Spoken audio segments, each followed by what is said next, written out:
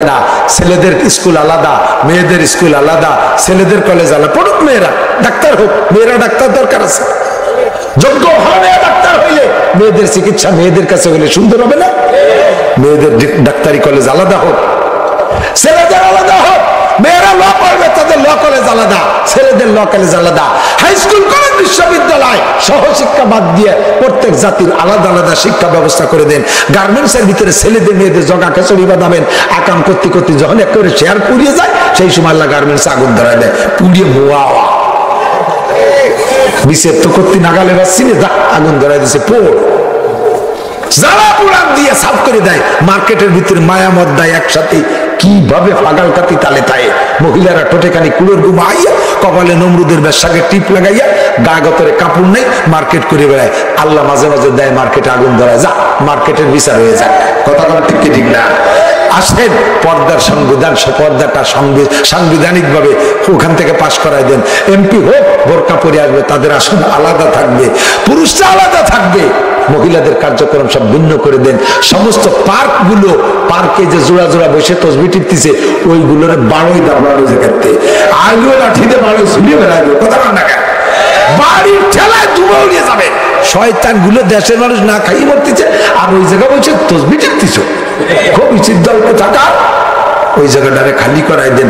3 নম্বর হলো জাকাতের bill pass করাই দেন। জাকাতের বিল পাস করে টাকাগুলো আবার আদায় করে যাত্রার কাছে ভাগ করতে দিয়েন না। বিলের কাছে যদি বাজামাল ভাগ করতে দাও, কেউ দেবে? কাজে দিতে হবে আমানতদার মানুষ দেখে, আমানতদার মানুষ দেখে খোঁজেন। বাংলাদেশে আমানতদার মানুষ আছে, এখনো আছে না? নাই, না থাকলে দূর বাংলাদেশ থাকতো না। এদেরকে খুঁজে তার হাতে দেন, পাবে কে তারে দিয়ে আসবে। মেম্বার সাহেবের কাছে 500 ডিম পাঠাইছে, করোনার ডিম। মেম্বার ভাগ করতে করতে মরা শ্বশুরের নামে 20 ডিম ভাগ করছে। এইরকম মেম্বারের কাছে দিয়েন না, ওই রকম চেয়ারম্যানের কাছে দিয়েন না, যে চেয়ারম্যানের বক্স কাঠ ভরা করোনার সয়াবিন তেল বিছাইয়ে শুয়ে রয়েছে। দেখছি না আমরা ফেসবুকে, দেখছি না আমরা। এগুলোরে বাদ দেন। যদি বাংলাদেশের সুশান্তি চান, বাংলাদেশের দুর্ভিক্ষ যদি আসতে না দিতে চান, তাহলে পরামর্শ আমাদের থেকে নেন, এই কাজগুলো করেন। বিশ্বাস চাহে মাত্র 40টা দিন করে দেখান। সমস্ত বাংলাদেশে, গোটা বাংলাদেশের সমস্ত সাবালেক নারী পুরুষকে বাধ্যতামূলক 40 দিন নামাজ পড়ান। বাধ্যতামূলক পার্কগুলো খালি করে দেন, মার্কেটগুলো নারীদের থেকে পরিষ্কার করে দেন, টেলিভিশন রেডিও সেন্টারের নোংরা প্রোগ্রামগুলো বন্ধ করে দেন, দেন ইউটিউব বন্ধ করে দেন, দেন এই যত আবাদা ছবি আছে এগুলো বন্ধ করে দেন। দেখেন যদি খোদার রহমত না পান, আলামত না পান, তাহলে আমরা আর ওয়াজ করতে মাঠেই আসবো না ইনশাআল্লাহ। চ্যালেঞ্জ করে বলে দিয়ে গেলাম, চ্যালেঞ্জ করে বলে দিয়ে গেলাম। বলবেন যে হুজুর আপনারা ওয়াজ করতেছেন, এভাবে বানান, আমাদের দরকার কি? আরে মিয়া, খালিও যে সবসময় কাজ হয় না, সময় সময় একটু দুলাই মুলাইও লাগে। এই যে ইদানিং নগদ হাজারটা বারবার করতেছি বিভিন্ন জায়গায়, আমাকে মধুমতি নদীর পাড় দিয়ে বিটিরা সব গাঙ্গে যাইয়ে গোসলরে, নদীতে যে গোসলরে এমনটা ঠেয়াতি পারতেছি না। এই শীতরাং জ্বরের পরে আমাকে মাদ্রাসার ঘাটের ধারে 3টে কুমির এসে বেশি পড়ছে। আরে বাবা, বিটিরা এসে খেতা কাপড় ধুইয়ে দেবো ওইটাই দিয়ে, এক বিটিও নদীতে যাই। মহিলাকে নদীতে যা বন্ধ, আজকে আমি কম করেছি। কোন বিটি আমার শোনে না, সে নদীতে যাইয়ে নাইয়ে দিয়ে সেই জায়গাতে কাপড় চুপড় পাল্টাই মারি যায়। আর এখন আমারে লাগে না, আমি মাদ্রাসা পৌঁছেছি, দেখি বিটিরা কাপড় চুপড় ভেলাইতে দৌড় কে নদীতে কুমির এসে, তাহলে বোঝা গেল ওয়াজের সাথে কুমির লাগবে। কথা কন না কে? আমরা তো জীবন করে ওয়াজ করতে করতে গলা ফাটাচ্ছি, সাথে দুটো একটা সরকারি কুমির লাগবে, পুলিশ লাগবে, আর্মি লাগবে, বিডিআর লাগবে, র্যাব দেন। দেখেন এই ওয়াজের সাথে আমার এখানে 5টা র্যাব বসাই দেন, এই হুকুম দিয়ে যে হুজুর যে ওয়াজ করবে এই ওয়াজগুলো বাস্তবায়ন করাইতে হবে পিটাইয়া। তাহলে নামাজ পড়বে না পড়বে কি? আজান দিলে, এখনই আজান দিলে অর্ধেক যুবক আছে চলে যায়। যদি বলা হতো যে যদি নামাজের আজান শুনে 8টা দিন হাসাই তুলে 3 বাড়ি, একটাও যেত। হ্যাঁ, অজু বানায় এসে বসতো, কাতার সুজারি বসে থাকতো। দরকার আছে না? দুর্ভিক্ষ ঠেকাইতে হলে রাতের বেলা ওয়াকিয়া, সকালবেলা শুনে আসেন। এখন কথা হলো সরকার হুকুম দিক আর না দিক, আমাদের মহাসরকারের হুকুম আমাদের পর আছে না? আমাদের আল্লাহর হুকুম আছে না? নামাজ পড়বো ইনশাআল্লাহ, নামাজ পড়বো, নামাজ পড়বো যুবক। প্রতিজ্ঞা করো, স্রেফ প্রতিজ্ঞার ব্যাপার। আমার জীবনে ডাক্তার হব, ইঞ্জিনিয়ার হব, বিজ্ঞানী হব, আর্মি হব, বিডিআর হব, ওসি হব, ডিসি হব, এমপি হব, মন্ত্রী হব, ব্যবসায়ী হব, বাণিজ্য হব, শিল্পপতি হব, কোটিপতি হব, রাষ্ট্রপতি হব, অগ্নিপতি হব, যত পতি হই আর নয়, আমি নামাজ ছাড়বো না। ক্রিকেট খেলা দেই, ফুটবল খেলা দেই, লাইতুলাতি দেই, কিলি দেখি, যা দেখি আজান হবে তো সব লাথি মেরে আমি মসজিদে চলে যাব। প্রতিজ্ঞা করা যাবে? যাবে পাক্কা সিদ্ধান্ত না দাদু, শোনা, পাক্কা সিদ্ধান্ত না। দেখবো আল্লাহ তোমার রুজির বরকত বাড়ায় দিছে। আর কোরআন শরীফ পড়া জানো না? তাড়াতাড়ি বাড়ির পাশের মাদ্রাসা মসজিদের হুজুরের সাথে যোগাযোগ করো, কোরআন শরীফ পড়া শেখো। ফজর বাদে ইয়াসিন আর রাতের বেলা ওয়াকিয়া। আমার ব্যক্তিগত শকর আমি আদায় করি, যেদিন থেকে আমি হাদিসে পেয়েছি সেদিন থেকে আমি আল্লাহর রহমত আমার জানা মতে রাতের বেলা আমার ওয়াকিয়া মিস নাই। আমি নিতান্ত গরিবের ছেলে, বাপের 1 ইঞ্চি জমিও পাই নাই, আর একখান ফুটো টিনও আমি ভাগে পাই নাই। আমি এত বড় গরিবের ছেলে। আল্লাহ তাআলা আমাকে লক্ষ লক্ষ টাকা দিয়েছে, যাকাত ফরজ করে দিয়েছে, 5 বার হজ উমরা করাইছে। আল্লাহ তাআলা দামি গাড়ি দিয়েছে, আমাকে 3 তলা বাড়ি দিয়েছে। প্রত্যেক বছর মাদ্রাসায় 10-20 লাখ টাকা দান করার সুযোগ করে দিয়েছে। এই বছরও 35 লাখ টাকা দিয়েছে মাদ্রাসায়। এই বছর এ পর্যন্ত 35-36 লাখ হয়ে গেছে। সবার দিন শুনেছিল 35 লাখ দিছি, তারপর আবার আর 1 লাখ টাকা দিছি। এই দেওয়ার তৌফিক দিয়েছে। আমার হাতিয়ার আর কিছু না, আমার হাতিয়ার সূরা ওয়াকিয়া। একটা রাত আমার সূরা ওয়াকিয়া মিস হয়েছে বলে মনে হয় না। আর এখন আমার 5টা ছেলে মেয়ে হাফেজ, আমার ওয়াইফ কোরআন পড়নে হলি, বেটার বউ কোরআন পড়নে হলি, বাড়ি প্রত্যেক রাত্রে 7টা-8টা সূরা ওয়াকিয়া খতম চলে। আমার বিশ্বাস আমার বাড়ি অভাব দূর করে ইনশাআল্লাহ। কথা ঠিক না? তাহলে আপনার বাড়ির অভাব দূর করতে হলে যুবক তুমি আজকে থেকে পাক্কা সিদ্ধ। শোনা, বেশি কষ্টের ব্যাপার না। কত ইংরেজি, কত অঙ্ক, কত কঠিন কত জ্যামিতি করে বেড়াইছো। সূরা ওয়াকিয়া কোরআন শরীফ পড়া শেখা অত কঠিন না। আল্লাহ নিজেকে বলা ভাই আল্লাহ হইবা যা। কোরআনের মধ্যে কোনো বক্রতা নাই, যা লেখবা তাই পড়বা। ইংরেজিতে লেখো টি, পড়ো চ, লেখো টি, পড়ো স। প্রোডাকশন কি দিয়ে লেখে? TIION, ঠিক না? ইলেকশন লেখে কি দিয়ে? TION। ইলেকশন লেখে জি, পরে ব, আছে না নাই? সকলাকে কি দিয়ে? CICLK। সে এল গেল কোনে কদি সক সে লেখলিটা বললি না কেন? এটা কাজাই বলতে গেছিলাম ডাইরেক্টলি। একটা বেঢঙ্গা ভাষা, একটা ওয়ানিয়াম ভাষা, এর কোনো গ্রামার নাই। বার্জার লেখতে জি দিয়ে লেখে, আবার বার্গার লেখতেও জি দিয়ে লেখে। বার্গার মানে খাবার বার্গার, আর বার্জার মানে রোগ। এটাও জি দিয়ে লেখে, ওটাও জি দিয়ে লেখে। তো এই জায়গা জি ফড়ি, জি রে গ ফড়িস, ওই জায়গা জি রে জ ফড়িস কে? আরবিতে নাই। সিন রে সিন, সা রে সা, সদ রে সদ, দাল রে দাল, দদ রে দদ, জিম রে জিম, জাল রে জাল, জাল একটা তাই পড়বে। আরবির ভিতরে গুজামিল নাই, কাজেই পড়তে বড় সহজ। তুমি একটু কষ্ট করে কোরআন শরীফ পড়া শেখো, আর রাতের বেলা ওয়াকিয়া, সকাল বেলা ইয়াসিন পড়ো। দেখবা আল্লাহ তাআলা রুজির বরকত দেবে। আর দোয়া কবুল হওয়ার জন্য, দোয়া কবুল না হওয়ার 6টা কারণ। 1 নম্বরে শিরকি গুনাহ থাকলে কবুল হয় না। 2 নম্বরে কুফরি গুনাহ যে করে সে হাজার ইবাদত করলে তার দোয়া কবুল হয় না। 3 নম্বরে বেদাত করনেওয়ালার দোয়া কবুল হয় না। 4 নম্বরে মান্নান খোটা দেয়, কিছু দিয়ে খোটা দেয় যে তার দোয়া কবুল হয় নড়বে না। দোয়া হবে তোমার জন্য, দোয়া হবে, চাকরির দোয়া হবে, সবচাইতে ভালো দোয়া হবে, ভালো বিয়ে করতে পারবে, সুন্দরী রূপসী গুণবতী ধার্মিক স্বামী বক্তা বউ পাবা, অবশেষে দোয়া করা হবে। আমরা এই মাদ্রাসার বিপক্ষে কেউ আছি নাকি? আছেন কেউ? শফিক সাহেবের বিপক্ষে আমিও, কিন্তু শফিক সাহেবের তাড়াই দিলে চলে গেল, মাদ্রাসাতে তাড়াই দেওয়া যাচ্ছে না। আমি নাসিরের বিপক্ষে আছেন, আমার দাঁত দিয়ে না, আমি আর আসবো না। কিন্তু আপনাদের মাদ্রাসা থাকবে কি থাকবে না? হুজুর পাল্টে যাবে, মাদ্রাসা থাকবে, এর সাথে আদাওয়াতি করা যাবে না। সারা বছর ভরে দেন, সবার কালেকশন দেন, আরো দেন, আরো দেবেন। সামনে পেঁয়াজের সিজন আসলে 40 ভাগের 1 ভাগ ভাগ করে মাদ্রাসা দেবেন, পারা যাবে তো ইনশাআল্লাহ। পাট আসলে 40 ভাগের 1 ভাগ, ধানের 40 ভাগের 1 ভাগ। আজকে মাহফিলের এই বিশাল ইন্তজামের আমরা এই প্রায় 1000 খানিক মানুষ ইনশাআল্লাহ বসা আছে, গুনে দেখেন 1000 হয়ে যাবে। এই 1000 মানুষ যদি 10টা করে টাকা দেয় তাহলে কয় হয়? 10,000 টাকা হয়। 20টা করে টাকা দিলে 20,000 হয়। আর 1000 করে টাকা দিলে তো কত টাকা হয়ে যাবে? হাজার হাজারে 10 লাখ হয়ে যাবে। সবাই তো 1000 দিতে পারবে না। মোহাব্বতের সাথে আসেন কোন আল্লাহর বান্দা, আমি মাত্র 30 পারা কোরআন শরীফের খাদেম হিসেবে 30টা লোক চাই। যদি ফিল্ডে থাকেন, পকেটে টাকা থাকে দেবেন, না থাকলে দেবেন না। যদি থাকতে না দেন, টুকো চুরি করেন, কাল সকালবেলা ডাক্তাররা আর পুলিশে আর চোররে দিয়া লাগতে পারে। আল্লাহ সেখান থেকে হেফাজত করুক। আল্লাহ সবাইকে সুস্থ রাখুক। 30 পারা কোরআন শরীফের পাহারায় আপনি 1 পারার জন্য 1000 টাকা, 1 পারার নামে 1000 টাকা, 30 পারার জন্য 30টা লোক আমি চাই। আসেন করে আল্লাহর বান্দা। সর্বপ্রথম 1 নম্বর, বুখারী শরীফ যে পড়ে সে সৌদি আরবে উমরা করতে যে জিদ্দায় কনসার্ট করতে পারে না। কথা বলছে লোকরা, যে বুখারী মুসলিম মুসলিম তিরমিজি পড়ে সে সৌদি আরবে উমরা করতে যাইয়া জিদ্দায় কনসার্ট করিয়া চরিত্রহীনতার প্রমাণ দিয়ে আসতে পারে না, যুবকদেরকে সে দেশে না চাই গায়ে আসতে পারে না যে বুখারী মুসলিম তিরমিজি পড়ে। ঠিক কি ঠিক না? ওদের কাছ থেকে শুনলি 2 রাকাত জানাজার নামাজে 18 সিজদা। জিজ্ঞেস করলাম এই জানাজার নামাজ তুই পড়িস কোনোদিন? কয় যে 1 মাস আগে মার জানাজা পড়লাম। কয় রাকাত পড়ছিস? জানাজার নামাজ তো রিকাত ফিকাত নাই। তো তোর জানাজা মানে রিকাত নাই, তাই কোন আইয়ুব আলাইহিস সালাম 2 রাকাত পড়লো কোন জায়গাতে? কয় তা তো বুঝতেছি আর না, হুজুর আগে তো টের পাইনি তো। তারপরে তোর মার জানাজায় কয় সিজদা দিছিস? কা জানাজা নামাজে রুকু সিজদা আছে নাকি? তা তো তুই কই যে রুকু সিজদা নাই, তাই আইয়ুব বিরুদ্ধে 18 সিজদা দিয়া বিকা। তাও তো ঠিক যে কলেজে মুসলিম বয়াতি বললো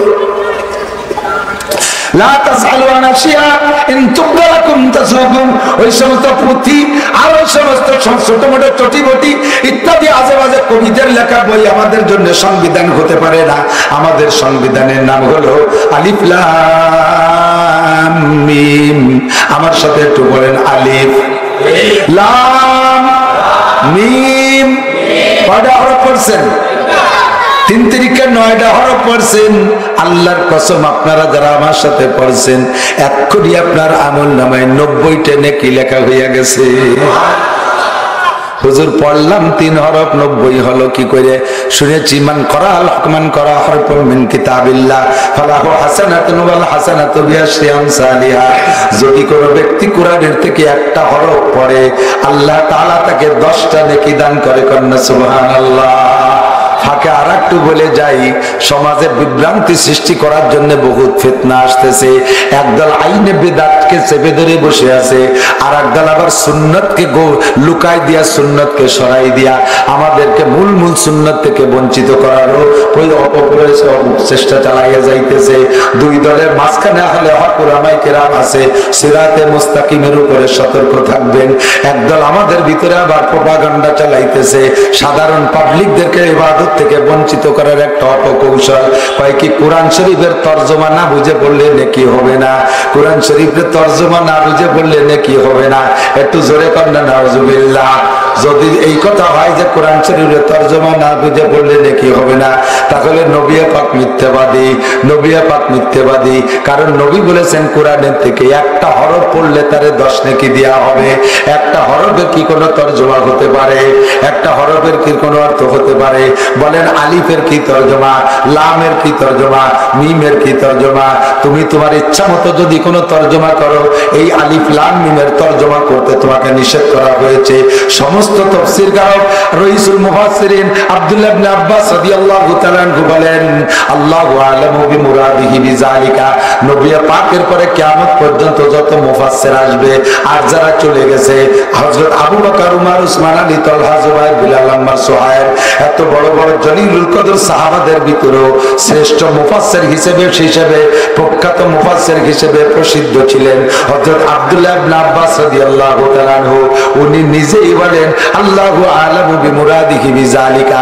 আলিফ লাম মিম এই 3টে হরফের তরজমা আল্লাহ ছাড়া কেউ জানে না, আল্লাহ ছাড়া কেউ জানে না। নবী পাক হয়তো জানতেন কিনা তাও জানি না, নবী আমাদেরকে তরজমা বলে যাই নাই। কিন্তু তোমাদের জারিগানের বয়াতিরা আর তোমার মৈসো পীর আর জৈটো পীররা বলবে আলিফে আল্লাহ, লামে জিবরাইল, মিমে মুহাম্মদ। এই কথা তোমার তরজমা করার অধিকার কে দিয়েছে? কোন মুফাসসির তাফসীরে জালালাইন আলা, তাফসীরে বাইজাবি, তাফসীরে কাশফ, তাফসীরে রুহুল মানি, তাফসীরে খাজিন, তাফসীরে মিজান, যত বড় বড় তাফসীরের মুফাসসির আছে সব মুফাসসিররা সারেন্ডার করে কয় আল্লাহু আ'লামু বিমুরাদিহি বিযালিকা। এই 3 হরফ না, এই রকম বিভিন্ন সূরার শুরুতে কাটা কাটা হরফ আছে, একে বলে হুরুফে মুকাত্তাআত, কাটা কাটা হরফ, এতে জের জবর দেয়া নাই। আলিফ লাম মিম, হা মিম, ইয়াসিন, আইন সিন কফ, তাহা আছে না? এইগুলোর কোনো হরফ দেয়া নাই।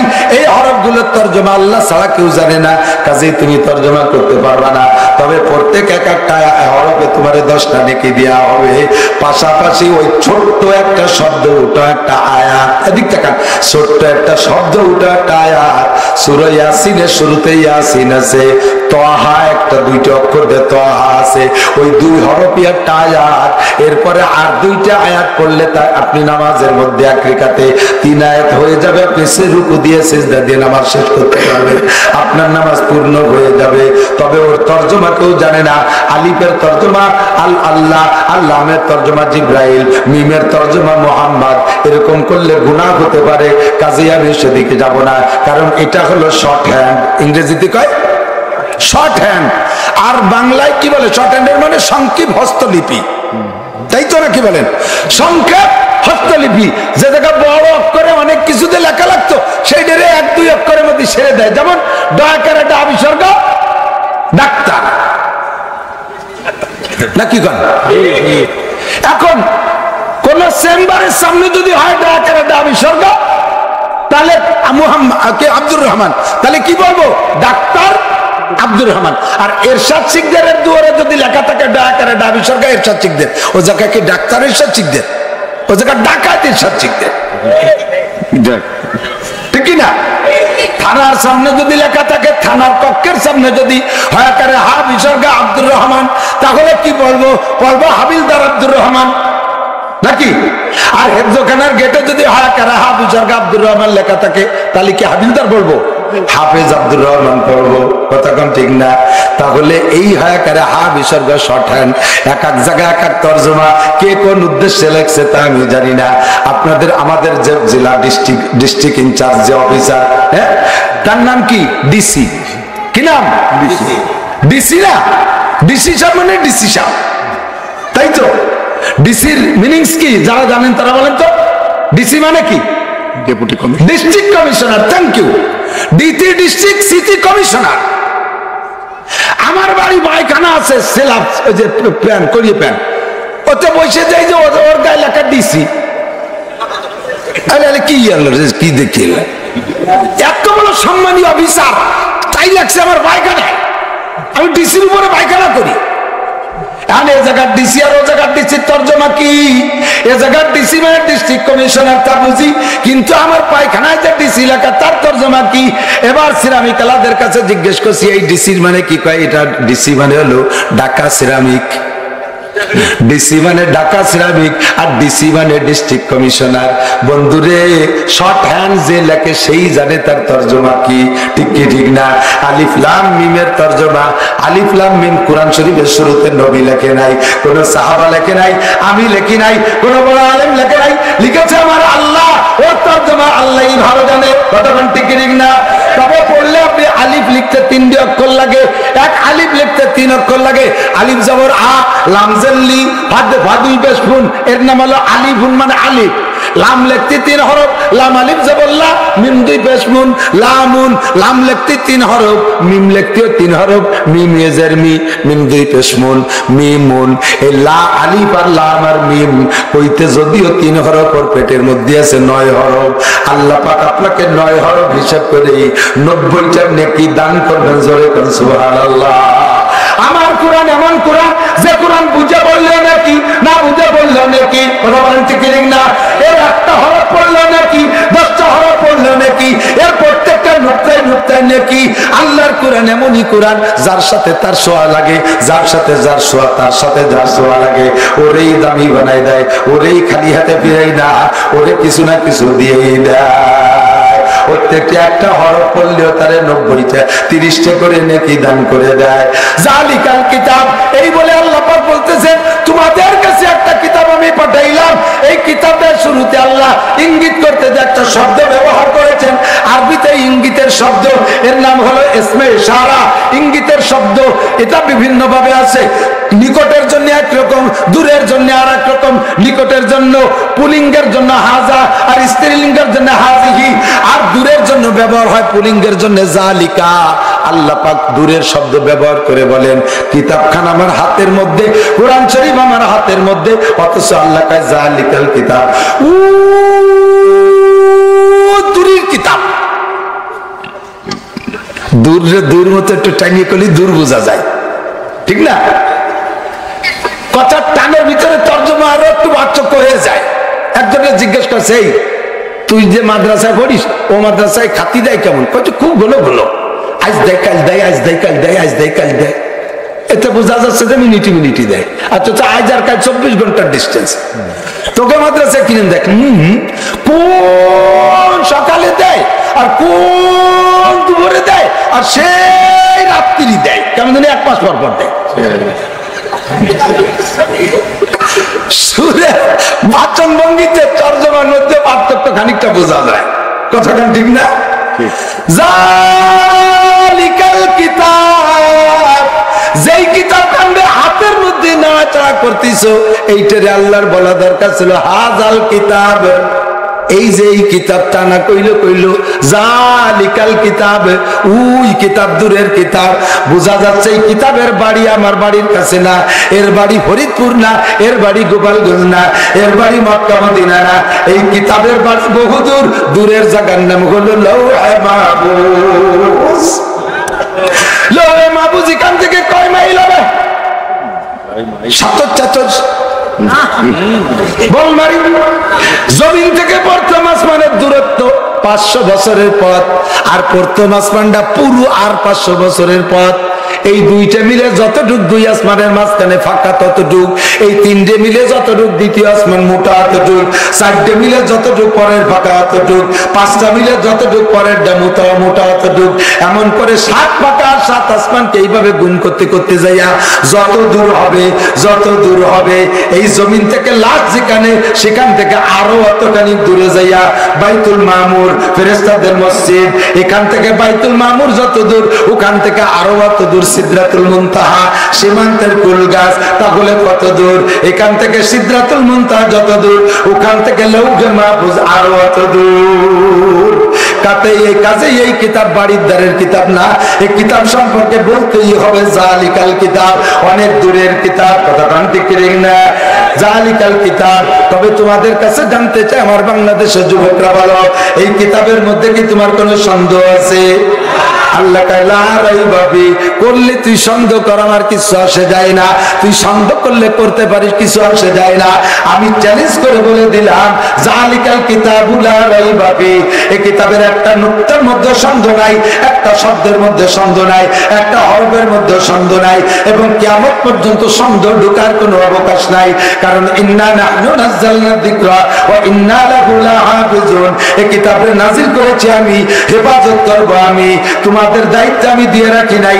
তোমরা লিখে পুড়াইয়া ফেলতে পারো, তোমরা লিখিত কোরআন সাগরে ডুবাই দিতে পারো, কিন্তু আমি আল্লাহ হেফাজতের দায়িত্ব নিয়েছি। যেভাবে হেফাজত করলে মূলভাবে তাকে ওইভাবে হেফাজত করব। সেটা হলো আমি একের টাইমে 2-3 কোটি হাফেজের সিনার মধ্যে, বুকের মধ্যে লুকাইয়া রাখবো।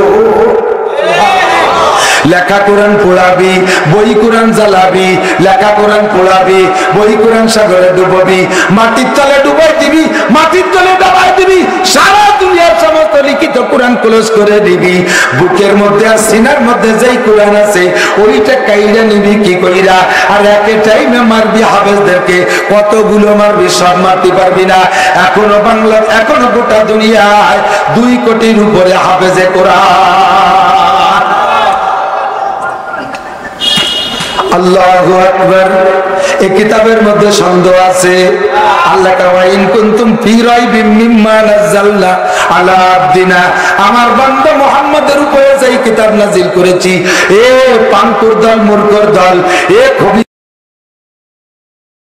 বুখারী শরীফ যে পড়ে সে সৌদি আরবে উমরা করতে যে জিদ্দায় কনসার্ট করতে পারে না।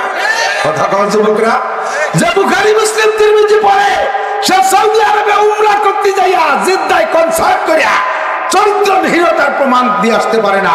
যুবকদেরকে সে দেশে না চাই গায়ে আসতে পারে না যে বুখারী মুসলিম তিরমিজি পড়ে। ঠিক কি ঠিক না? ওদের কাছ থেকে শুনলি 2 রাকাত জানাজার নামাজে 18 সিজদা। জিজ্ঞেস করলাম এই জানাজার নামাজ তুই পড়িস কোনোদিন? কয় যে 1 মাস আগে মার জানাজা পড়লাম। কয় রাকাত পড়ছিস? কয় যে জানাজার নামাজ তো রিকাত ফিকাত নাই। তো তোর জানাজা মানে রিকাত নাই, তাই আইয়ুব আলাইহিস সালাম 2 রাকাত পড়লো কোন জায়গাতে? কয় তা তো বুঝতেছি আর নেই হুজুর, আগে তো টের পাইনি তো। তারপরে তোর মার জানাজায় কয় সিজদা দিছিস? কয় জানাজার নামাজে রুকু সিজদা আছে নাকি? তা তো তুই কই যে রুকু সিজদা নাই, তাই বিরুদ্ধে 18 সিজদা দিয়াবি কে? তাও তো ঠিক। কলেজে মুসলিম বয়াতি বললো লা তাসআলু আন আশিয়া ইন তুবদা লাকুম তাসুকুম। ওই সমস্ত পুঁথি আর ওই সমস্ত ছোট মোটো চটিবটি ইত্যাদি আজেবাজে কবিদের লেখা বই আমাদের জন্য সংবিধান হতে পারে না। আমাদের সংবিধানের নাম হলো আলিফ লাম মিম। আমার সাথে একটু বলেন, আলিফ লাম মিম। কয়টা হরফ পড়ছেন? 3 তিরিকে 9টা হরফ পড়ছেন। আল্লাহর কসম, আপনারা যারা আমার সাথে পড়ছেন এক্ষুনি আপনার আমল নামায় 90টা নেকি লেখা হইয়া গেছে। হুজুর পড়লাম 3 হরফ 90 হলো কি করে? শুনেছি মান করাল হুকমান করা হরফুম মিন কিতাবিল্লাহ ফালাহু হাসানাতুন ওয়াল হাসানাতু বিআশরি আমসালিহা। যদি কোনো ব্যক্তি কোরআনের থেকে একটা হরফ পড়ে আল্লাহ তাআলা তাকে 10টা নেকি দান করে। কন্যা সুবহানাল্লাহ।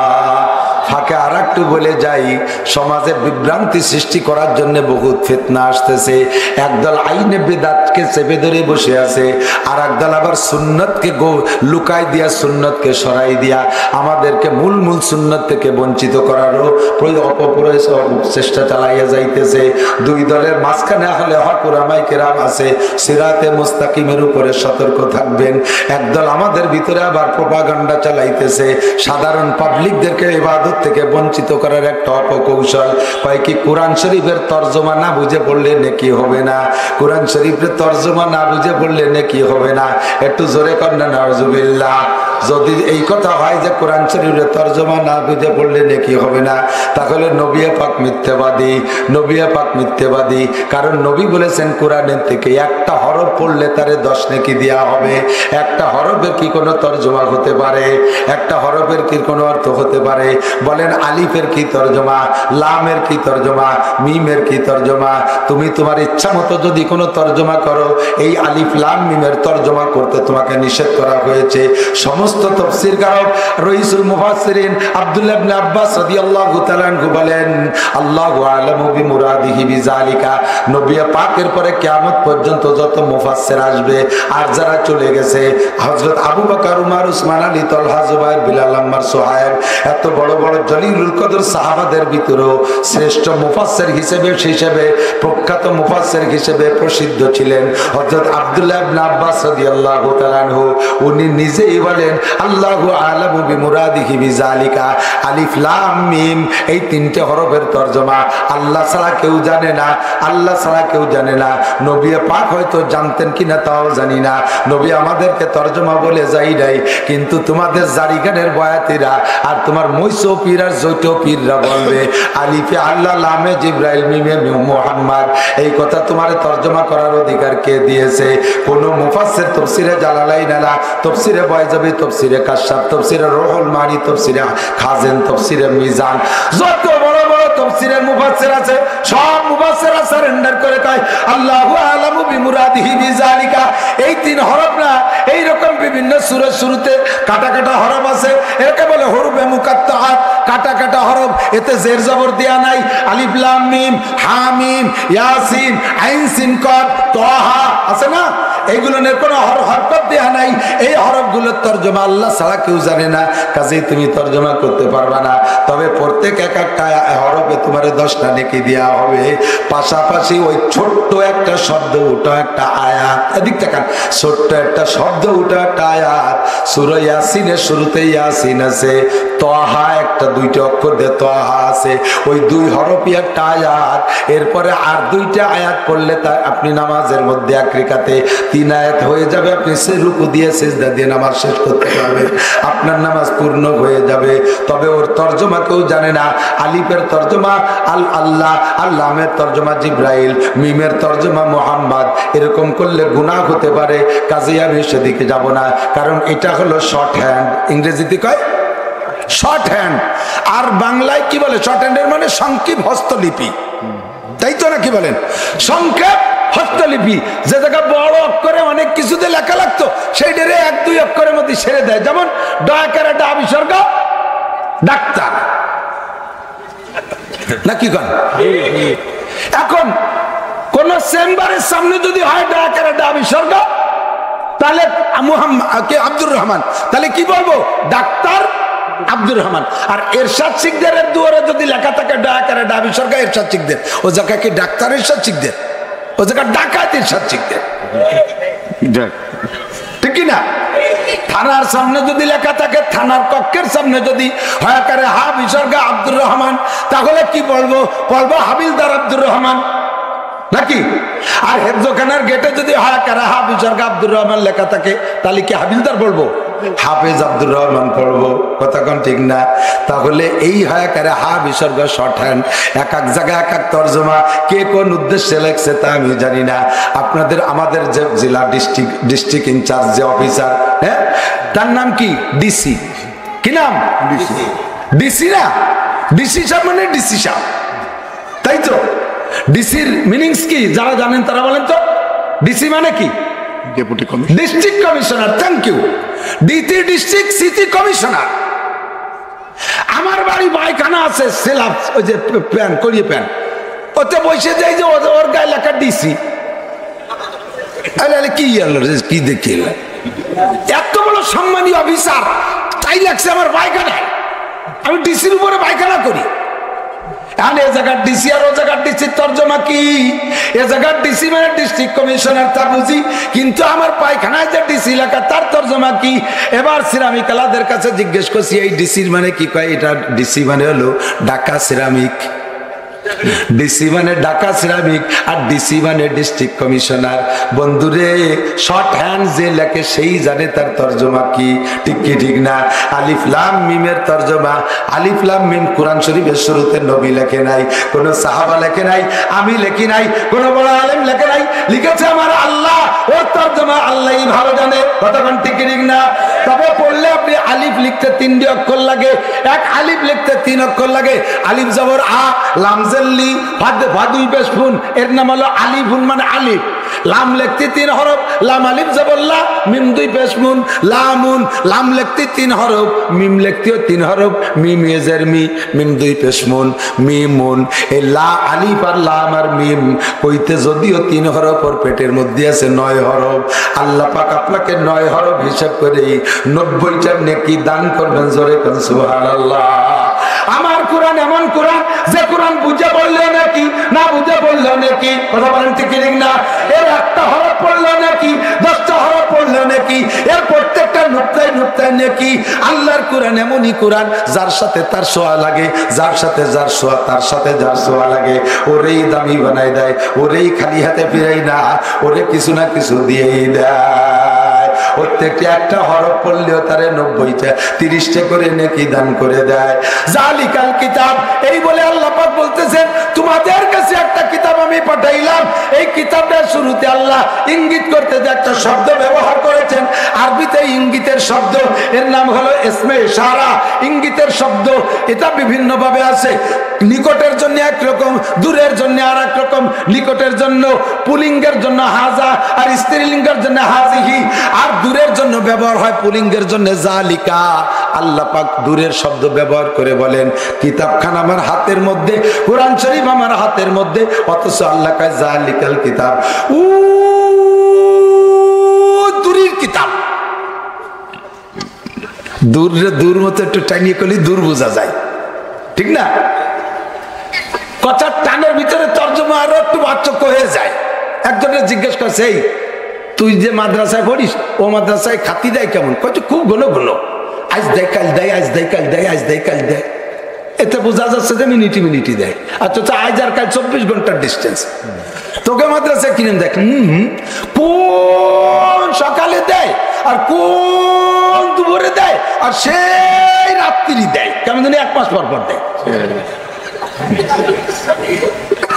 সুরে বাচন ভঙ্গিতে তর্জমার মধ্যে পার্থক্য খানিকটা বোঝা যায়। কথাখান ঠিক না? জালিকাল কিতাব, যেই কিতাব কাণ্ডে হাতের মধ্যে নাড়াচাড়া করতেছো, এইটারে আল্লাহর বলা দরকার ছিল হাজাল কিতাব। এই যে এই কিতাব তা না কইল জালিকাল কিতাব, ওই কিতাব দূরের কিতাব। বোঝা যাচ্ছে এই কিতাবের বাড়ি আমার বাড়ির কাছে না, এর বাড়ি ফরিদপুর না, এর বাড়ি গোপালগঞ্জ না, এর বাড়ি মক্কা মদিনা না, এই কিতাবের বাড়ি বহুদূর। দূরের জায়গার নাম হলো লৌহে মাহফুজ। লৌহে মাহফুজ এখান থেকে কয় মাইল হবে? ৭৪ বল মারি। জমিন থেকে প্রথম আসমানের দূরত্ব 500 বছরের পথ, আর প্রথম আসমানটা পুরো আর 500 বছরের পথ। এই দুইটা মিলে যতটুক দুই আসমানের মাঝখানে ফাঁকা ততটুক, এই তিনটে মিলে যতটুক দ্বিতীয় আসমান মোটা ততটুক, চারটে মিলে যতটুক পরের ফাঁকা ততটুক, পাঁচটা মিলে যতটুক পরের মোটা মোটা ততটুক, এমন করে 7 ফাঁকা আর 7 আসমানকে এইভাবে গুণ করতে করতে যাইয়া যত দূর হবে এই জমিন থেকে লাশ যেখানে, সেখান থেকে আরো অতখানি দূরে যাইয়া বাইতুল মামুর ফেরেশতাদের মসজিদ, এখান থেকে বাইতুল মামুর যত দূর, ওখান থেকে আরো অত দূর সিদরাতুল মুনতাহা, সীমান্তের কুল গাছ, তাহলে কত দূর, এখান থেকে সিদরাতুল মুনতাহা যত দূর, ওখান থেকে লৌহে মাহফুজ আরো অত দূর। কাজে এই কিতাব বাড়ির দ্বারের কিতাব না, এই কিতাব সম্পর্কে বলতেই হবে জালিকাল কিতাব, অনেক দূরের কিতাব। কথা কান ঠিক না? জালিকাল কিতাব। তবে তোমাদের কাছে জানতে চাই, আমার বাংলাদেশের যুবকরা বলো, এই কিতাবের মধ্যে কি তোমার কোনো সন্দেহ আছে? আল্লাহ করলে তুই সন্দেহ কর, আমার কিছু আসে যায় না। তুই সন্দেহ করলে করতে পারিস, কিছু আসে যায় না। আমি চ্যালেঞ্জ করে বলে দিলাম, জালিকাল কিতাবুল লা রাইবা ফিহি, এই কিতাবের একটা নুক্তার মধ্যে সন্দেহ নাই, একটা শব্দের মধ্যে সন্দেহ নাই, একটা হরফের মধ্যে সন্দেহ নাই, এবং কিয়ামত পর্যন্ত সন্দেহ ঢোকার কোনো অবকাশ নাই। কারণ ইন্না নাহনু নাযালনা যিকরা ওয়া ইন্না লাহু লাহাফিজুন, এই কিতাবে নাজিল করেছি আমি, হেফাজত করব আমি। তোমাদের দায়িত্ব আমি দিয়ে রাখি নাই। তোমরা লিখে পোড়াইয়া ফেলতে পারো, তোমরা লিখিত কোরআন সাগরে ডুবাই দিতে পারো, কিন্তু আমি আল্লাহ হেফাজতের দায়িত্ব নিয়েছি। যেভাবে হেফাজত করলে মূলভাবে থাকে, ওইভাবে হেফাজত করব। সেটা হলো আমি একে টাইমে 2-3 কোটি হাফেজের সিনার মধ্যে, বুকের মধ্যে লুকাইয়া রাখবো। লেখা কোরআন পোড়াবি, বই কোরআন জ্বালাবি, লেখা কোরআন পোড়াবি, বই কোরআন সাগরে ডুববি, মাটির তলে ডুবাই দিবি, মাটির তলে ডুবাই দিবি, সারা দুনিয়ার সমস্ত লিখিত কোরআন ক্লোজ করে নিবি। বুকের মধ্যে আর সিনার মধ্যে যেই কোরআন আছে, ওইটা কাইরা নিবি কি কইরা, আর একে টাইমে মারবি হাফেজদেরকে। কতগুলো মারবি, সব মারতে পারবি না। এখনো গোটা দুনিয়ায় 2 কোটির উপরে হাফেজে কোরআন। আল্লাহু আকবার। এই কিতাবের মধ্যে সন্দেহ আছে। আল্লাহ ওয়া ইন কুনতুম ফি রাইবিম মিম্মা নাযালনা আলা আবদিনা, আমার বান্দা মুহাম্মাদের উপরে যেই কিতাব নাজিল করেছি, এ পাঙ্কুর দল, মূর্খর দল, এ খবি শরীরের ভিতরে সেট যদি গায় তুই হচ্ছিস, কয় আমি 4 তরিকার খিলাফতি পাইছি, আর্মির খিলাফতিও পাইছি, মিডিয়ানের খিলাফতিও পাইছি, পুলিশের খিলাফতি পাইছি, নৌবাহিনীর খিলাফতি পাইছি, কাজে 4 তরিকার পোশাক পরছি। এই বললে কি ওরে সম্মান দেবে, ওর প্রমোশন দেবে না, ওরে ডিমোশন দেবে, ওরে ডিমোশন দেবে, বলবে যে তুই ইউনিফর্ম বুঝিস না, তুই পাগল। কথা কর। ওরে পাঠাবে পাবনা পাগলা গারদে, ওরে মেন্টাল হাসপাতালে পাঠায় চিকিৎসা করে আনতে হবে, ওইটা পাগল। ও দুষ্ট, যদি একটা ডিপার্টমেন্টের চাকরি করতে 4 প্রকারের পোশাক পরলে তাতে যদি হয় পাগল, তারে যদি মেন্টাল হাসপাতালে পাঠাইতে হয়, তাহলে তোমার নামও আল্লাহ পাক রাখছে মুসলমানদের নাম, উলাইকা হিজবুল্লাহ, উলাইকা হিজবুল্লাহ। মুসলমানরা আল্লাহর সৈনিক। জোরে বলেন আলহামদুলিল্লাহ। মুসলমানরা কার সৈনিক? জোরে বলো। মুসলমানরা আল্লাহর শরীক, উলাইকা হিজবুল্লাহ, এরা হলো আল্লাহর সৈনিক। আলা ইন্না হিজবাল্লাহি হুমুল মুফলিহুন। আর যারা হবে আল্লাহর সৈনিক, তারা হবে সফল। মুসলমান, তুমি আল্লাহর সৈনিক। এবার আল্লাহর ইউনিফর্ম তোমার মধ্যে আছে নাকি? মুহাম্মাদি ইউনিফর্ম তোমার কোন জায়গায়? তো কো যাওয়া সুন্নতে আহমদ কো যা বা মুহাম্মদ কাইবু আদনে সবতুরা। মজলিসের মধ্যে সকলে বসা, এটা একটা আদব। কোরআনের মজলিসে বইসে বয়ান শোনা আদব। কথা কন, বুঝেন নাই কথা? বয়ান বসে শোনা কি? আমি আগেই বলছি, ওয়াজুর সাহেবী মহল্লি, যা যেখানে রাখা দরকার তা সেখানে রাখার নাম আদব। তাই তো এই ফাঁকে ফাঁকে কয়ে যাইতে হয়, সব দিন সব কথা মনে আছে না। এই যে আমরা রুমাল ব্যবহার করি না, পাবলিকই বোঝে না, এর এক একজনে এক একটা কয় আর কি। কেউ কয় পাগড়ি, কেউ কয় তোয়ালে, কেউ কয় গামছা। এর নাম হলো রুমাল, হাজি রুমাল বলে। এই রুমালকে বানানো হয়েছে মাথায় ব্যবহার করার জন্য, সম্মানী পোশাক। উলামায়ে কিরাম মনে রাখবেন, আমি অজু বানাই আসছি, বড় হুজুর বক্তা হুজুর, আমার অজু মুসার জন্য গামছা নাই, মাথাতে রুমাইল খান দিছে, এটা আদবের খিলাফ। অজু মুসার জন্য এটা না, অজু মুসার জন্য গামছা, গায়ের পানি মুসার জন্য গামছা, এইটিকেও জায়গা ব্যবহার করা আদবের খিলাফ। আমি যখন খানা খাইতে বসবো তখন দস্তারখান বিছানো সুন্নাত, দস্তারখান বিছানো সুন্নাত। এই দস্তারখানই হতে হবে। তখন দস্তারখান পায় না, মাথার তো রুমাল বিছাইতেছে মোহাব্বতের ঠেলায়, আদবের খেলাফ। ঘরের থেকে গামছা একখানা নিয়ে বিছাইতেছে, এটা আদবের খেলাফ। গামছা দস্তারখান না, যাকে যে জন্য বানানো হয়েছে। কারণ খানা পড়ে গেলে কুটিয়ে খাবো, দস্তারখানের পর যাতে ভালো জায়গা পড়লে কুটিয়ে খাওয়া যায়। খানা তুলে খাইলে, পড়া খানা তুলে খাইলে রুজির বরকত বাড়ে, আল্লাহ তাআলা সম্পদ বাড়ায় দেয়। এই দস্তারখান বিছাইয়ে তারপর খানা খাবো। এই এলাকায় কোন এক জায়গায় আসছিলাম প্রায় 20-22 বছর আগে ওয়াজ করতে।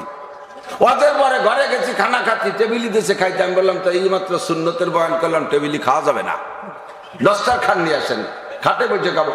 দস্তারখান খুঁজে পায় না, সে খানসা ভাড়াই গেছে। এরপরে গামছা একখানা নিয়ে দিয়েছে বিছাইয়ে, যে জায়গা ভাত পড়বে খুঁজে খাবো, সেই জায়গাতে কিনা যেন কবে নাক মুছে তুইছে, পুরন শিয়েন গাঢ় এক ঘিয়ে রঙের খানিক টানায় রয়েছে, ওর মধ্যে ভাত পড়লি খাওয়া যায়, মাটিতে বললি খুঁজে খাওয়া যায়, ওই ময়লার মধ্যে, নাকের ময়লা, ওর মধ্যে ভাত পড়লি খাওয়া যায়। এই জন্য বলা হয়েছে গামছা দস্তারখান না, ভালো নাক মুছার জন্য। কথা বুঝছেন নাকি? অজস্র মহল্লি যা যেখানে রাখা দরকার তা সেখানে রাখা। ও দোস্ত, টুপি যতই কম দাম হোক কোন জায়গা থাকবে? কথা বল। মুজা যত বেশি দাম হোক ও কোন জায়গা থাকবে? জাঙ্গিয়ে চাইছে দামি ও কোন জায়গা থাকবে? লজ্জা পাচ্ছেন নাকি? পাছায় থাকবে। এখন তো কি লজ্জা কি? জাঙ্গি তো পাছাই পারে। টুপি সবচেয়ে দামি। টুপি মানে টুপি থাকে কোন জায়গা? মাথার উপরে। মাথার ইংরেজি নাম কি? হেড। স্কুলের মধ্যে সবচেয়ে বড় স্যারের নাম কি? হেড স্যার, ঠিক না? তাহলে বডির মধ্যে মাথাও সবচেয়ে বড়, এই জন্য এর নাম হেড। হেড স্যারের উপরে আছে একজন মাতুব্বারি আরে মাঝে মাঝে, তার নাম কি? টিও। তার নাম কি? টিও। এই হেডের উপরে মাতুব্বারি করে, এর নাম টিও, টুপি, ঠিক না? তাহলে হেডের উপরে মাতুব্বারি করে টিও, এই হেডের উপরে থাকবে মাতুব্বার। এই হেড স্যারের বেতন বেশি না টিওর বেতন বেশি? হেড স্যারের দাম বেশি না টিওর দাম বেশি? টিওর দাম বেশি। তাহলে আপনার হেডের উপরে যে পোশাকটা রাখছেন সেটা এই তো টুপি তো দেখে দেখতেছি, কোনটা 2 টাকা দামের, কোনটা 3 টাকা দামের, কোনটা শীত রুটি। গামছা লুঙ্গি কিনতে গেছে তার সাথে ভাও দিয়ে দিয়েছে, আতর কিনতে গেছে তাদের সাথে ভাও দিয়েছে। টুপিটা কেনার সময় তোমার টাকা থাকে না, তুমি জাঙ্গিয়ে কেন 500 টাকা দিয়া, মোজা কেন 1000 টাকা দিয়া, প্যান্ট বানাও 3000 টাকা দিয়া, তুমি আর সব কিছুতে দাম ব্যবহার করো, কিন্তু টিও কেনার সময় তোমার টুপি টা দেয় না। কেনার সময় ভুল করে বেলাইছো, জাঙ্গিয়ে কিনছো 500 টাকা দিয়ে, টুপি কিনছো 5 টাকা দিয়ে। এখন আমলের সময় এটা ঠিক করা যাবে না। ভুল হয়ে গেছে, জাঙ্গিয়ে বেশি টাকা দিয়ে কিনে বেলাইছি, জাঙ্গিয়ে কিনা ভুল হলিও আমলে ভুল করবো না, জাঙ্গিয়ে মাথায় দিয়ে নামাজ পড়বো। এ জাঙ্গিয়ে যত দাম হোক মাথায় দিয়ে নামাজ পড়া যাবে? যার যার দরকার সে আগে বসুক, সময় কম, বলার সময় নাই। যে একটু আগায় বসবেন সে জান্নাতের দিকে অতটুকু আগালেন, যে আর একজনের জায়গা দিয়ে একটু চাপ দিয়ে বসবেন, আল্লাহ তাআলা জান্নাতের মধ্যে অটুক জায়গা আপনারা দিয়ে দেবে। আর জান্নাতের অটুক জায়গা দুনিয়াকে 1000 কোটি বার বেশি যে দাম হবে তার চেয়ে বেশি দাম। সুবহানাল্লাহ। আল্লাহ আমার দিকে তাকান তো। প্রত্যেক মজলিসের প্রত্যেক জিনিসের আদব আছে। যা বলতে চাইছি, জাঙ্গিয়ে যত দামি হোক পাছায় থাকবে, মুজা যত দামি হোক পায়ে থাকবে, টুপি যত কম দামি হোক মাথায় থাকবে।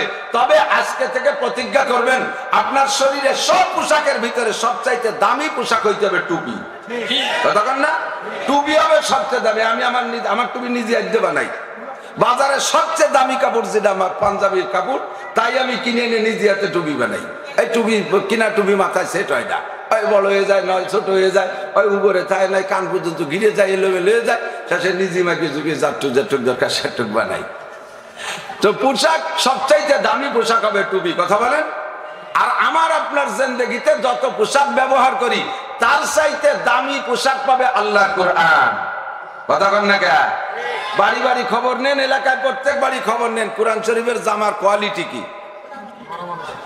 কোরআন শরীফের গায়ে জামা দিয়া অধিকাংশ বাড়ি জামা নাই। কোরআন শরীফের জামারে বলা হয় জুজদান। বেশিরভাগ বাড়ি কোরআন শরীফের গায়ে জুজদান নাই। যদি দেয়ও পুরন ছিঁড়া খেতা, ছায়াতে না, পুরন ব্লাউজ, বালিশ যেটা নালাতে নালাতে আঠা আঠা হয়ে গেছে, ওর চুলো আবার এরকম করে ভেলাই দিয়ে খাড়ি দিয়ে সুটাই দিয়ে দুইয়ে তার মধ্যে কোরআন শরীফ বলে দিয়েছে।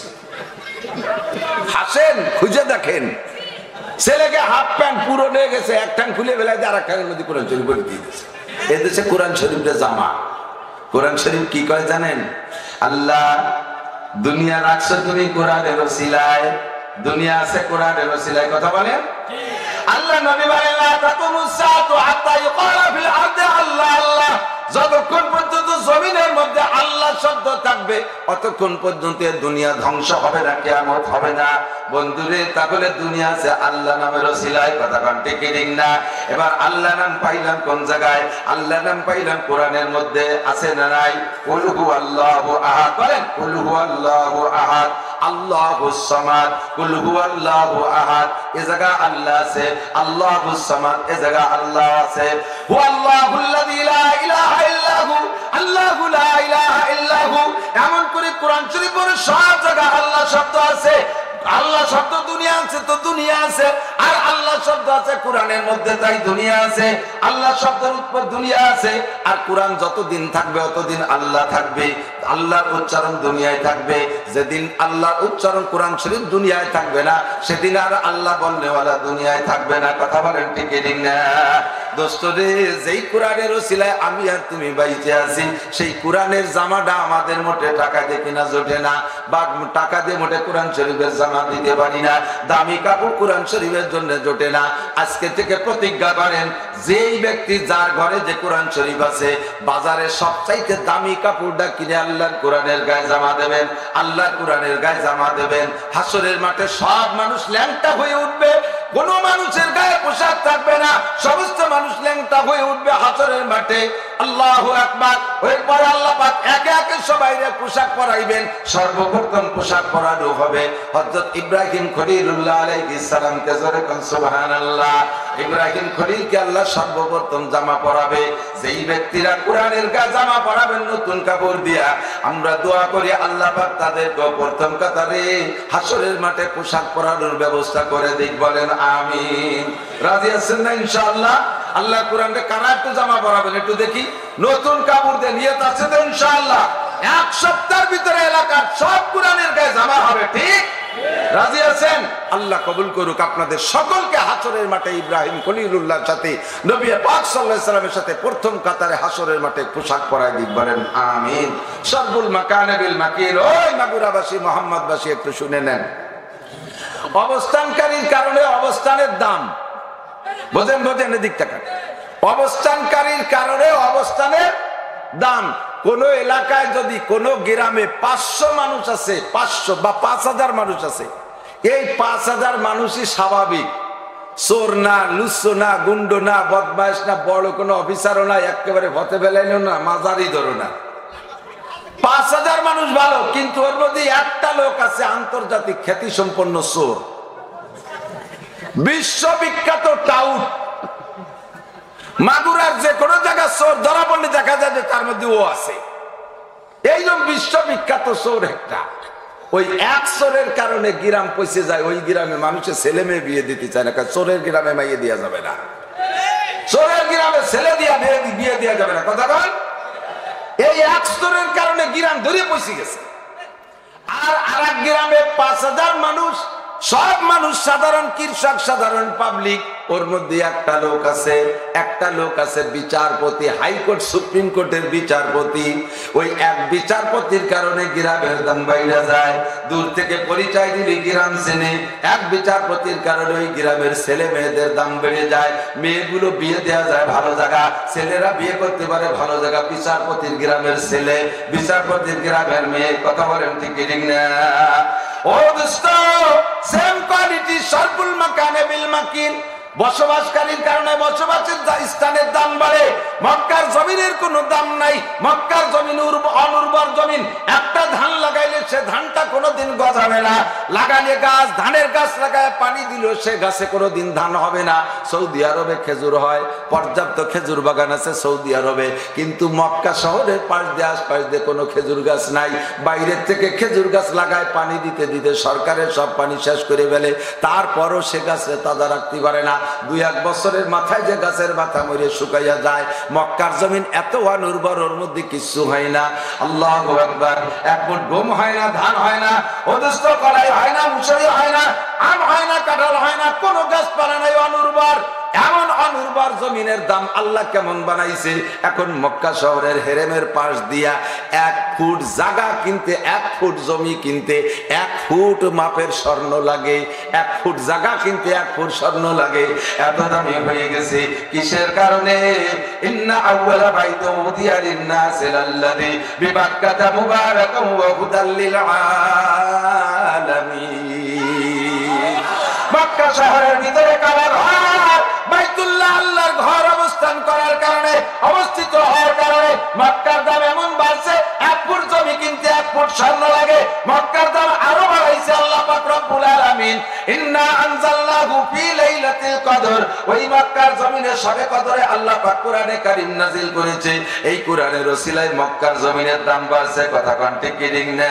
পুরো সৌদি আরবের মাটির নিচ দিয়ে আল্লাহ তাআলা এই বিশ্বের সর্বশ্রেষ্ঠ প্রয়োজনীয় তেল ছাড়া জগৎ অন্ধকার। কথা বলেন ঠিক কি ঠিক না? মধ্যপ্রাচ্যের তেল বন্ধ করে দিলে আমেরিকা অন্ধকার, মধ্যপ্রাচ্যের তেল বন্ধ করে দিলে জাপান অন্ধকার, চায়না অন্ধকার, দাদা বাবুরা অন্ধকার, সারাটা দুনিয়া অন্ধকার হয়ে যাবে তেল বন্ধ করে দিলে। তেলের কাছে সকলে ধরা। রকেট চলে তেলে, বিমান চলে তেলে, হেলিকপ্টার চলে তেলে, গাড়ি চলে তেলে, ইঞ্জিন কলকারখানা সব তেলে। এই যে কারেন্ট পাইছেন এও কিন্তু তেলে। পাওয়ার হাউস থেকে পাওয়ার তৈরি করা লাগে তেল দিয়া। তেলের কাছে সকলে ধরা।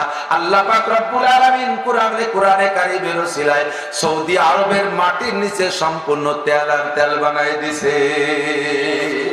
ও দোস্ত, আমার নবী বিশ্ব নবী মুহাম্মদুর রাসূলুল্লাহ সাল্লাল্লাহু আলাইহি ওয়াসাল্লামের আগমনের কারণে আল্লাহ পাক সৌদি আরবের দামি বানাইছে। আমার নবী হিজরত করে যে জায়গা থেকে যে জায়গা পর্যন্ত গিয়েছিলেন, বিজ্ঞানীরা গবেষণা করে বের করেছে জাবালে নূর থেকে, মক্কা থেকে নিয়ে জাবালে গারে সৌর, গারে সৌরে নবী হীরা, গারে সৌরের মধ্যে পালাইছিলেন নবী। এই মক্কা থেকে নিয়ে গারে সৌর, আর গারে সৌর থেকে বের হইয়া 450 কিলোমিটার মদিনার পথ, যেই পথ আমার নবী হেঁটে গিয়েছিলেন, বিজ্ঞানীরা আবিষ্কার করেছে সেই পথের নিচে পুরোটা পথ একেবারে মক্কা থেকে মদিনা পর্যন্ত মাটির নিচে স্বর্ণের খনি হয়ে গেছে। সরফুল মাকানে বিল মাকিন। অবস্থানকারীর কারণে অবস্থানের দাম বাড়ে। কথা কন। মদিনার নাম ছেড়ে আসলেন খালি খেজুর বাগান আর খেজুর বাগান, কোন মূল্য ছিল না তার। ওই এলাকার মানুষ শুধু কৃষি কাজ, খেত খামার করে জীবন যাপন করত। আল্লাহ পাক রব্বুল আলামিন সেই আশ্রয় রে বানাই দিয়েছে মদিনা শরীফ। এমন মদিনা শরীফ হইছে সারা দুনিয়ার মুসলমান আন্তরিক ভাবে মদিনায় যাবার পাগল আছেন না নাই? রহে মেরা মাসকান হাওয়ারিয়া কাবা, বনে মেরা মদফন দিয়ার মদিনা, বনে বনে রহে মেরা মাসকান হাওয়ালিয়া কাবা, বনে মেরা মদফন দিয়ার মদিনা। ওহা জলবা ফরমা হায়াতুন নবী है वही ज़ायरीने मज़ारे मदीना, साहिल से लगा दे मेरे इश्क़ों की सफीना, आँखों से दिखा दे मुझे मक्का व मदीना। जोरे कन आमीन। আল্লাহ জীবনে যতদিন বাঁচায় রাখো মক্কা শহরে একটু আমারে জায়গা দিও। কারণ হাদিসের মধ্যে পাইছি যদি কোনো ব্যক্তি হেরেম শরীফে এক ওয়াক্ত নামাজ পড়ে আল্লাহ তাআলা তাকে 1,27,000 নামাজের সওয়াব দেয়। ও দোস্ত, মক্কার দাম কত দাম? দুনিয়ার যত দামি জায়গা হোক মক্কার তুলনা হয় না। কথা ঠিক না? একবার আল্লাহ বললে 1,00,000 বার আল্লাহ বলার সওয়াব, 1 খতম কোরআন মক্কায় কাবার মধ্যে বসে হেরেমের মধ্যে বসে পড়লে 1 লক্ষ খতম কোরআন শরীফ পড়ার সওয়াব পাওয়া যায়। একবার যদি 1 রাকাত নামাজ পড়ে 1 লক্ষ রাকাতের নামাজের সওয়াব পাওয়া যায়। একবার দুরূদ শরীফ পড়লে 1 লক্ষ দুরূদ শরীফ পড়ার সওয়াব পাওয়া যায়। এই জন্য মনে প্রাণের দাবি, রাহে মেরা মাসকান হাওয়ালিয়ে কাবা, আল্লাহ আমারে জীবদ্দশায় বসবাসের জায়গাটা মক্কা শহরে দিও। করতে পারবো না, কুদাল কুবান হচ্ছে কঠিন। দুটো টাকা দিয়ে সারা বছর সমালোচনা করে হুজুররা ওয়াজ বেচে খায়। আপনারা চাদর গায়ে দেবা, আমি গাইতে যাচ্ছি। এখন যদি বলি আমারে বাতাস দেন, পিছনে আমার একটা তাল বাঁকা দিয়ে বাতাস দেবে, বাতাস টুকি খালি আমার গায়ে লাগবে, কথা কয় না? বাতাস দেবে কারে? আমারে, তাই তো? খালি আমাকে বাতাস দেবে, কিন্তু দুই পাশে দুইজনের গায়ে লাগবে কি লাগবে না? বন্ধুরে, আমারে আকারে বাতাস দিলে যদি পাশে 2-4 জনের গায়ে লাগে, মদিনায় শুয়ে আছে রহমতে আলম নবী, ও দোস্ত আমার নবীর কবরে জান্নাতের বাতাস ওর পাশে কবরস্থানের গায়ে লাগতে পারে কি পারে না? পারে কি পারে না? রাহে মেরা মাসকান হাওয়ালিয়া কাবা, বনে মেরা মদফন দিয়ারে মদিনা। এই জন্য চাই আল্লাহ তুমি আমার কবরটা একটু মদিনায় করাই দিও, একটু না আমিন। কবরে যেখানে সেখানে আগানে বাগানে মাটি দেবেন না, এলাকার সকলে মিলে যৌথ একটা কবরস্থান বানাবেন। ফায়দা কোন জায়গা? ওর মধ্যে যদি একজন আল্লাহ ওয়ালাকে দাফন করা হয়, ওই আল্লাহ ওয়ালাকে উদ্দেশ্য করে জান্নাতের বাতাস আসে, আর ওই ফ্যানের বাতাস, ওই পাখার বাতাস ওই কবরস্থানে যারা আছে সবাই একটু একটু হলিও বা রাজি আছেন না? ও দোস্ত, এই সম্মিলিত কবরস্থান বানাবেন, সুন্নতি তরিকায় জিয়ারত হবে, আলিম উলামাদেরকে পাইলে ডেকে নিয়ে জিয়ারত করাবেন। আর সন্তানরা জুমার দিন আব্বা মার কবর জিয়ারত করবা। আল্লাহর নবী বলেন, মান যারা কবরা ওয়াহি ইয়াউমাল জুমআতে গুফিরা লাহু মা তাকাদ্দামা মিন যামবিহি। সন্তান যদি জুমার দিন আব্বা মার কবর জিয়ারত করে, আব্বা মার জীবনের সব গুনাহ আল্লাহ মাফ করে দেয়। কবরের কাছে যে সন্তান দোয়া করবা, রব্বির হামহুমা কামা রব্বায়ানি সগীরা, রব্বির হামহুমা কামা রব্বায়ানি সগীরা। আমি ছোটবেলায় আমার যেমন লালন পালন করেছি আল্লাহ, আমার আব্বা মা আমারে কত কষ্ট করে পালন করেছে, সেই আব্বা মাকে তোমার কাছে কবরে সুপর্দ করেছি। মেহেরবানি করে আল্লাহ তুমি আমার আব্বা মার কবরে জান্নাতের বাতাস দিয়ে দাও, আমার আব্বা মাকে তুমি সেই রকম লালন পালন করো। এই হলো রব্বির হামহুমার দোয়ার তরজমা। এই জন্য বেশি বেশি দোয়া করবেন, যৌথ সম্মিলিত কবরস্থান বানাবেন। এর মধ্যে একজন আল্লাহর ওলি যদি দাফন হয়, ওর ওসিলায় বাকিদেরকে আল্লাহ তাআলা মাফ করে দিতে পারে। যেটা বলতে চাইছি, শারকুল মাকানে বিল মাকিন, অবস্থানকারীর কারণে অবস্থানের দাম বাড়ে আর কমে, ঠিক না? আপনাদের এই গ্রামের নাম কি? হরিণাডাঙ্গা রায়পুর। হরিণাডাঙ্গা রায়পুর প্রেসিডেন্ট থাকতে পারে আমি জানি না, কোন মন্ত্রী থাকতে পারে আমি জানি না, কোন বিচারপতি থাকতে পারে আমি জানি না, কোন ডিসিএসপি ওসিটিও থাকতে পারে আমি জানি না, প্রফেসর মাস্টার থাকতে পারে, হাই স্কুল কলেজ বিশ্ববিদ্যালয় থাকতে পারে। এই গ্রামের ঐতিহ্যের জন্য যা কিছু দরকার সব আছে, কিন্তু এই হরিণাডাঙ্গা আর রায়পুর আমি আজকের আগে আমি জানি না, আমি চিনি না। এই মাত্র নদী পার হইলে, মধুমতি নদী পার হইলে গোপালগঞ্জ ফরিদপুর, আর এই পাশে পার হইলে আপনাদের মাগুরা নড়াইল। এই মাত্র একটা নদীর ডিস্টেন্স, এতটুক দূরের থেকে আপনাদের গ্রামরে আমি চিনি না, আমি চিনি না। আমি সারা বাংলাদেশ চষে বেড়াই, তারপরে এত 25 বছর হজ করার পরও হরিণাডাঙ্গা রায়পুর চিনি না। কিন্তু দোস্ত, আগামীকাল সকালবেলা জাপানে যারা বাঙালি থাকে তাদের কাছে জিজ্ঞেস করবেন, যারা ইউটিউব ব্যবহার করে, ভাই তুমি হরিণাডাঙ্গা রায়পুরের নাম শুনছে নাকি? মোহাম্মদপুর মাগুরা আমেরিকায় যারা আছে তাদের কাছে যা জিজ্ঞেস করবেন, ভাই মাগুরা মোহাম্মদপুর হরিণাডাঙ্গা রায়পুরের নাম শুনছে নাকি? আগামীকালকের পরের থেকে দেখবেন সবাই চিনে ফেলবে। সারা পৃথিবীর গায়ে পৌঁছে যাবে আজকে রাতারাত হরিণাডাঙ্গা রায়পুর মোহাম্মদপুর মাগুরা। কোনো প্রফেসরের কারামতি না, কোনো মাস্টারের কারামতি না, কোনো ডাক্তারের কারামতি না, স্কুল কলেজে ইউনিভার্সিটির কারণে তোমার এই হরিণাডাঙ্গা রায়পুরের বিশ্বের প্রান্তে প্রান্তে পৌঁছাইতে পারো নাই। ছোট্ট থেকে ছোট্ট একটা ক্ষুদ্র নুরানি মাদ্রাসা করে ফেলেছো। আল্লাহর রহমতে এর ওসিলায় হরিণাডাঙ্গা রায়পুরের নাম আজকে পৃথিবীর আনাচে কানাচে পৌঁছে যাবে। কি ঠিক না? আল্লাহু নূরুস সামাওয়াতি ওয়াল আরদ মাসালু নূরিহি কামিশকাতিন ফিহা মিসবাহ। আল্লাহ হলেন নূর, আল্লাহর কালাম হলো নূর, কালামে পাক হলো নূর, কোরআনে কারীম হলো নূর। আল্লাহ পাক রব্বুল আলামিন বলেন আল্লাহ পাক রব্বুল আলামিন বলেন আমি তোমাদের জন্য নূর পাঠিয়েছি, আমি তোমাদের জন্য কিতাব পাঠিয়েছি। ও বন্ধু, এই কোরআন হলো নূর। সূর্য যেমন আকাশে থেকে সারাটা দুনিয়াকে আলো দেয়, আল্লাহর কোরআন যে জায়গা থাকে সেই এলাকা জুড়ে আলো দেয়। এই কোরআনের আলো সারা পৃথিবীতে পৌঁছায় যায়। একমাত্র মাদ্রাসা ছাড়া অন্য কোন জেনারেল প্রতিষ্ঠানে এত দ্রুত গতিতে এলাকার নাম দূরে ছড়াইতে পারে না। আল্লাহর কোরআন অবস্থান করার কারণে আজকে হরিণাডাঙ্গা রায়পুরের দাম বাইরা গেছে। সরকুল মাকানে বিল মাকিন, অবস্থানকারীর কারণে অবস্থানের দাম বাড়ে আর কমে। আল্লাহ কোরআন যে জায়গায় অবস্থান করে সেই জায়গার দাম সবচাইতে বেশি না কম? বিশ্বাস করেন না? আমার মতো খুঁজে মাসি দেখ বক্তা জগতে সবচাইতে আনফিট আমি, নিজেকে নিজে আমি স্বীকার করি। আল্লাহর শুকর, যতটুক রাখছে আল্লাহ পাক, এর চাইতে আমার কোড়া পঙ্গু, এর চাইতে কালো, এর চাইতে আরো বিশ্রী বানাইতে পারতেন। এই ক্ষমতা আল্লাহর আছে।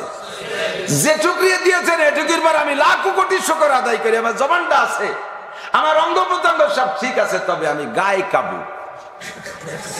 রং কালা, স্বাস্থ্য ভালো না, সবকিছু মিলাইয়া অন্য সব বক্তাদের চাইতে দুর্বল। আমার গ্রামে, আমার গোপালগঞ্জে হাজার হাজার লক্ষ মানুষ আছে আমার চাইতে সুদর্শন, আমার চাইতে হ্যান্ডসাম, জেনারেল সার্টিফিকেট বস্তা ভরা। ঢাকা বিশ্ববিদ্যালয়ের শিক্ষক, জাহাঙ্গীরনগর বিশ্ববিদ্যালয়ের শিক্ষক, বিদেশে আছে রাষ্ট্রদূত হইয়া, সচিব, মন্ত্রী, ডিসি কত আছে, তাকে একটারও নাম আপনারা জানেন না। জানেন নাকি? আমার মতো খুঁজে মৌলবীর নাম মাগুরার নারী পুরুষ হিন্দু মুসলমান সবাই জানে। শিয়ালও রাত্রির আমার সাথে সাক্ষাৎ হলে সালাম দেয়। এই এলাকার সবাই চেনে, সারা বাংলাদেশে চেনে। অন্য কোন সার্টিফিকেটে নাই, আল্লাহ কোরআনের এক অংশ আমার মধ্যে ঢুকছে বিদায় আল্লাহ তাআলা আমারে পরিচিত করে দিয়েছে। কথা কর, অন্য কোন সার্টিফিকেট হইলে আমি এ পর্যন্ত আসতে পারতাম না। মুসলমান, দুইটা বোতল আমি মাঝে মাঝে কই, দুইটা প্লাস্টিকের বোতল, 2 লিটার পানি ধরে দুইটা, তিনটে নেন, তিনটে বোতল নেন। একটা বোতলের ভিতরে 3টে বোতলের দাম 3 টাকা। এভাবে 3টে বোতল, এক বোতলের ভিতরে 1 লিটার কেরোসিন তেল ঢুকাইছেন। বোতলের দাম ছিল 1 টাকা আর কেরোসিন 80 টাকা, মোট হয়েছে 81 টাকা। এই 1 টাকা দামের বোতলটা এতক্ষণ ছিল 1 টাকা, এখন দাম হয়ে গেছে কত? 81 টাকা। কার কারণে? ওর মধ্যে 80 টাকার মাল ঢোকার কারণে, ঠিক কিনা? আর একটা বোতলের মধ্যে ঢুকাইছেন 1 কেজি ঘি, ওটাও 1 টাকা দামের বোতল, ঘির দাম 1500 টাকা কেজি। এবার বোতলের দাম হয়েছে 1501 টাকা। ওই 1 টাকা আলাদা হয়ে ধরে না, ওই বোতলের ঘির মধ্যে একটা লিয়ে গেছে। তাহলে 1 টাকা দামের বোতল এখন হয়েছে 1500 টাকা। কার কারণে? ওর মধ্যে ঢুকছে ঘি, তার কারণে, ঠিক কি ঠিক না? সরকুল মাকানে বিল মাকিন, অবস্থানকারীর কারণে অবস্থানের দাম। বুঝাইছে নাকি? যে 1 টাকার বোতল একটা হয়েছে কত? 81 টাকা, আর একটা হচ্ছে কত? 1501 টাকা। আর একটা 3 নম্বর বোতল বইয়ে পেশাব করে ভরিয়ে দিচ্ছেন। ওই বোতলের একটাও কি দাম আছে? ও পেশাবের কারণে ওর মূল দামও নষ্ট হয়ে গেছে। আপনিও বোতল, কুরআন ওয়ালা বোতল, ও দোস্ত একজন হক্কারে আলেম হাফেজ সেও একটা বোতল, আমরা যারা সাধারণ পাবলিক আমরাও বোতল। আমাদের বোতলের মধ্যে ঢুকছে আইএ, বিএ, এমএ, বিসিএস, ডাক্তার, ইঞ্জিনিয়ারিং, এগুলো সব 80 টাকা দামের কেরোসিন তেল, এর বেশি না। যার মধ্যে আল্লাহর কোরআন ঢুকছে তার মধ্যে ঢুকছে 1500 টাকা দামের ঘি। কথাটা ঠিক কি ঠিক না? এবার আপনার মধ্যে যদি আপনি সাধারণ জেনারেল শিক্ষিত, আপনার মধ্যে যদি আপনিও কোরআন ঢুকাইতে পারেন, তাহলে আপনার দামও 1501 টাকা। এই কোরআন শরীফ শুধু মৌলবীর দাম বাড়ায় তা না, এনিম্যান এভরিবডি যেই কোরআন পড়ে তারই দাম বাইরে যায়। আর মুসলমান ছাড়া অন্য যত জাতি আছে তাদের বোতল ওই 3 নম্বর বোতল। কয় নম্বর বোতল?